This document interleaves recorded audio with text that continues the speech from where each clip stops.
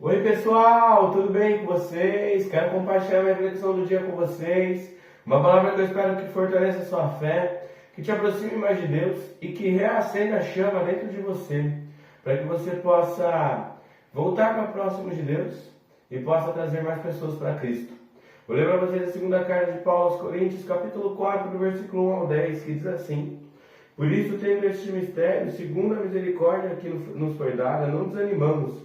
Pelo contrário, rejeitamos as coisas ocultas que trazem vergonha, não agindo com astúcia, nem adulterando a palavra de Deus. E assim, pela manifestação da verdade, nos recomendamos à consciência de todos na presença de Deus. Mas se o nosso evangelho ainda está encoberto, é para os que se perdem que está encoberto, nos quais o Deus deste mundo cegou o entendimento dos descrentes, para que não lhes resplandeça a luz do evangelho da glória de Cristo, qual é a imagem de Deus. Porque não pregamos a nós mesmos, mas a Jesus Cristo como Senhor, e a nós mesmos como servo de vocês, por causa de Jesus. Porque Deus disse: das trevas resplandeça a luz. Ele mesmo resplandeceu em nosso coração, para a iluminação do conhecimento da glória de Deus na face de Jesus Cristo. Temos, porém, este tesouro em vasos de barro, para que se veja que a excelência do poder provém de Deus, não de nós. Em tudo somos atribulados, porém não angustiados. Ficamos perplexos, porém não desanimados. Somos perseguidos, porém não abandonados. Somos derrubados, porém não destruídos. Levamos sempre no corpo o morrer de Jesus, para que também a vida dele se manifeste em nosso corpo. Irmão, uma palavra muito profunda aqui, na qual Paulo está escrevendo nessa segunda carta aos Coríntios. Uma palavra que nos convida a refletir.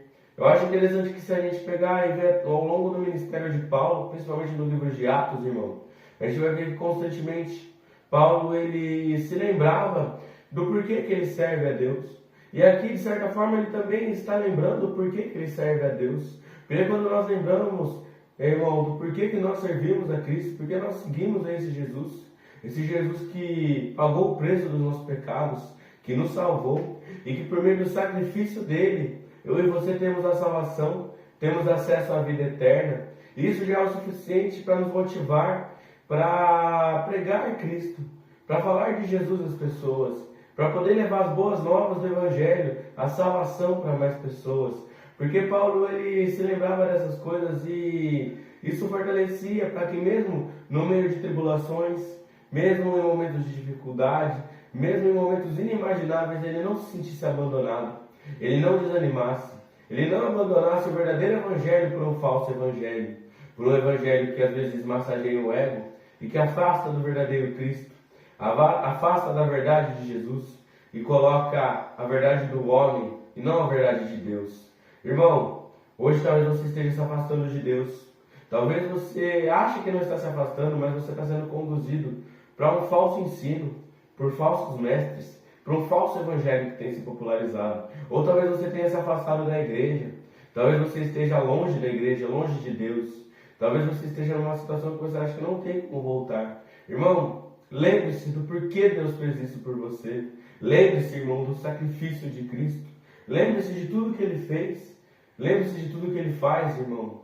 Lembre-se, se você está desanimado, se você não vê ânimo para pregar o Evangelho, se você não vê ânimo para falar de Jesus, se você sente vergonha de Jesus, de falar dele, irmão, lembre-se que tudo que Ele fez foi por você. O sacrifício dele naquela cruz foi por você. Ele morreu para que eu e você pudéssemos ter vida. Então, irmão, que nós possamos nos lembrar de tudo que Deus fez e faz por nós. E que isso nos motive para que possamos levar Jesus para mais pessoas. Porque mais do que nunca, o mundo precisa de Cristo, irmão. E nós precisamos levar essa luz ao mundo. Que Jesus abençoe a sua vida. Amém.